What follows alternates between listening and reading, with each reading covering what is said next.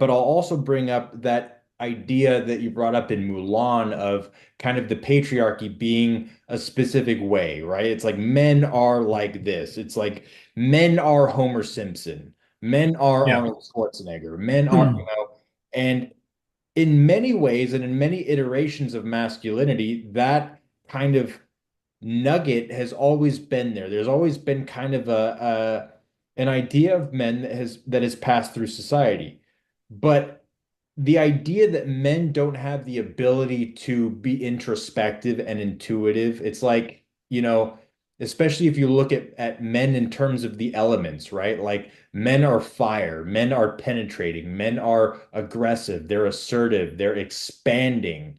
And then women are water. They're intuitive, they're embracing, they're passive, they're flowing, they're, nurturing. And honestly, either way, you should be comfortable in either scenario. Like sure, you can have a David Goggins mentality and just go balls to the wall. And yeah, that's being a man, and not only is that being a man, but that's attractive to women. So you're going to get some good quality women if you're assertive in that capacity. At the same time, if my dog is on the couch and, he needs some belly rubs, I'm going to give him some belly rubs, man. Yeah. And a lot of dudes might say like, "Hey, dude, you're not being a real dude by giving your dog belly rubs." But you know what? I'm going to stand up for myself. And you know what? F you. Me giving my dog belly rubs is masculine as can possibly be. All right. Because he's my boy and I give Yeah. him. So there's that different play on it as well. Yeah. What comes It, to mind, essentially, just to kind of wrap up that train of thought, is you have to be in tune with your men. You have to know their names. You have to know something about them. There has to be a level of connection, like if you're on top of a mountain shouting orders down on your men that are at the base, there's no level of connection. You have right. to come down from the top of your mountain and you have to mingle with the men.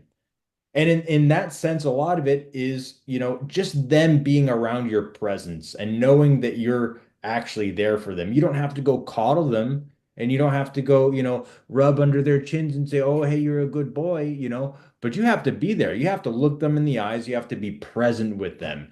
And I think that there's that level of connection, of disconnect. Like the strongest men are being bowed to, right? But honestly, the strongest men is to say, no, you don't bow to anybody. And I'm Mm. man enough to say that I'm actually not at that level of needing to be bowed to. Hmm. I'm saying, no, we're gonna look each other in the eyes on an equal playing field and shake hands, as Hmm. opposed to one bowing to the other. And I think Hmm. there's that kind of a transition. Yeah, totally. So, um, to be fair to David Goggins, I think he would agree with a lot about that about leadership, and we're kind of reacting to like the meme of David Goggins of like just how he, t his approach to kind of aggressively animating yourself. And Yeah. what came to mind, can I use a swear word on your channel? Yeah, sure. Okay. So what came to mind is that meme level of David Goggins. You said, well, maybe that's being a man. I would say the David Goggins path is the path to not being a bitch. Yeah. Whatever you understand by that, I know that might offend some people, but like not going overly on the feminine side that affects men in a negative way, something like that. Like Okay. being too grossly feminine as a masculine person. There's some problem with that, whether you like the terminology or not. But it's like a harsh reaction and like don't do that. But it's not necessarily being a man in its full sense, unless of course you get past the meme of David Goggins, and I'm sure he has a more orbed personality than that. But there's a lot of quotes in throughout Art of War. I pulled them all out of those ideas of like interacting with the men Yeah. and having your goals and their goals aligned and how you understand that. Um, Actually, if I can just capture one real quick. Um, so here he says, if the army is turbulent, the general lacks severity.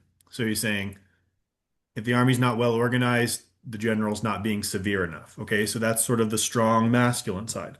But later he says, one who frequently grants rewards is in deep distress. So if you're Yes. too rewarding, that's a problem. One who frequently imposes punishments is in great difficulty. If you have to punish people all the time, that's also a problem. Mhm. One who is at first excessively brutal and then fears the masses is the pinnacle of stupidity. So if you just come in there and you have that masculine, hyper masculine drive and rigidity, and you're just like, oh, I'm going to beat these people into submission. He says that's the pinnacle of stupidity right there.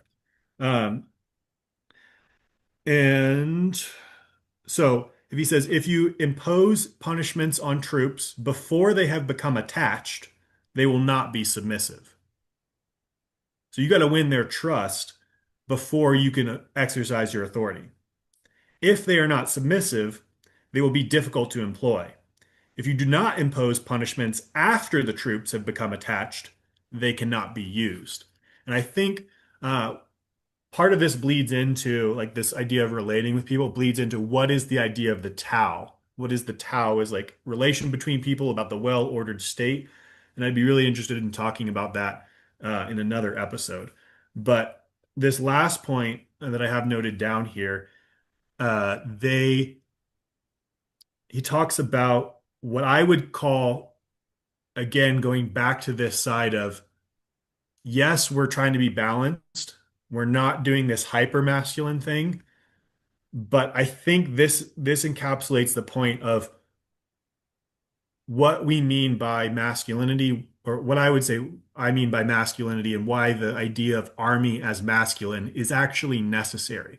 And I think this is a huge point in modern culture, or revealing about modern culture.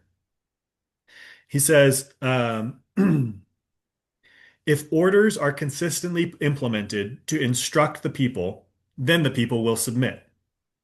If orders are not consistently implemented to instruct the people will not submit. Those so one whose orders are consistent. Oh, I'm sorry, I'm reading the wrong one. That's an interesting one though. But here I have it here. Um, if the people are well treated but cannot be employed, if they are loved but cannot be commanded, or when in chaos they cannot be governed, they may be compared to arrogant children and cannot be used. So I think that's the issue that we see so much today. And this is sort of what the contention of this masculine feminine disagreement of like, ooh, patriarchy, ooh, whatever negative word you want to apply to the female side. Um, there's this idea of, well, we just need to love and support people and make sure that they're completely emotionally cared for and then they can flourish. And the idea here is that, well, there's actually spaces in the world, an army being one of them, where, if you don't have your pillow, too damn bad. If you're uncomfortable, if you forgot to change your socks, your underwear is dirty, I don't care. Not just don't care. And the fact that you're coming to me with this makes me not like you because you are a weak link in the chain.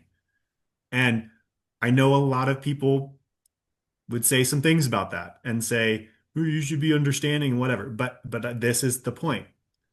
If you're well treating people well is great. But if you are well treating people to the point where they become spoiled and can't be counted on, can't be employed, can't be deployed, you might say. If they are loved but cannot be commanded, if you're just so loving to them, you can't say, "Hey, wake up. You need to get something done." Well, you're not loving me by saying that. That was really harsh of you. That's a problem. When there's chaos going on, when you're being assaulted, and you can't muster yourself, you can't muster your friends, you can't get yourself together, like, look, guys, here's what we're doing. Let's do it now. Let's get through this. Let's get done. And someone's whining about their shoes being untied, and someone wants a snack, like you're screwed at that point, right? You got to be with yourself. You got to be with those people where it's action time. Okay, no matter what's happening, we're ready for action time. And so he says, when in chaos they cannot be governed, they may be compared to arrogant children who cannot be used. And I think that's just an encapsulation of society. It's just, Western American society, especially. We just are a bunch of arrogant children who are not fit to serve or be effective in any capacity because all we're concerned with is uh, I want my entitlements and I want to be comfortable and nobody should say mean things to me. Yeah, that's a that's a conversation for another time. That's something that we can really get into is kind of the slow kill, the slow burn of convenience and how that's just kind of eroding our freedoms. We're just kind of bending over or exposing ourselves in such a way by losing valuable life skills and offloading those life skills onto a centralized governmental entity that is then able to control. But we won't go into that in this conversation.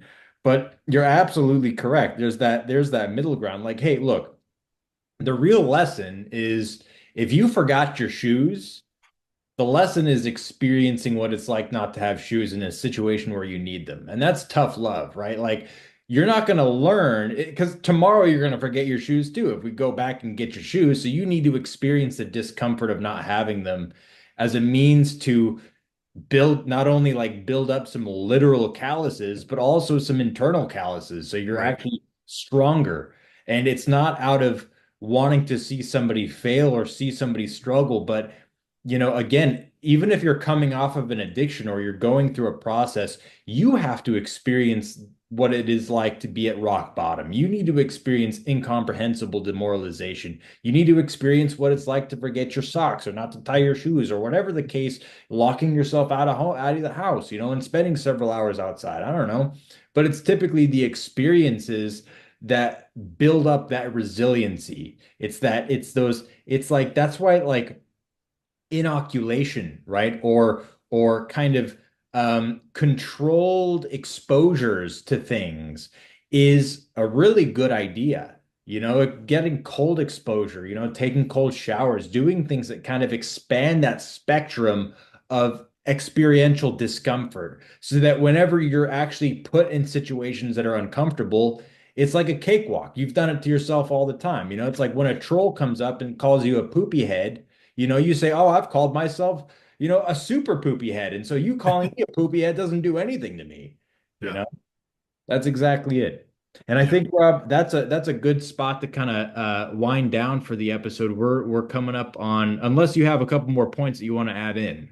I would just say the road of endless accommodation leads to Wally, right? That's Wally World. that's it. That's it. It's a perpetual cycle. It never we keep searching for things that don't have a bottom. It's like a gorging of things and it's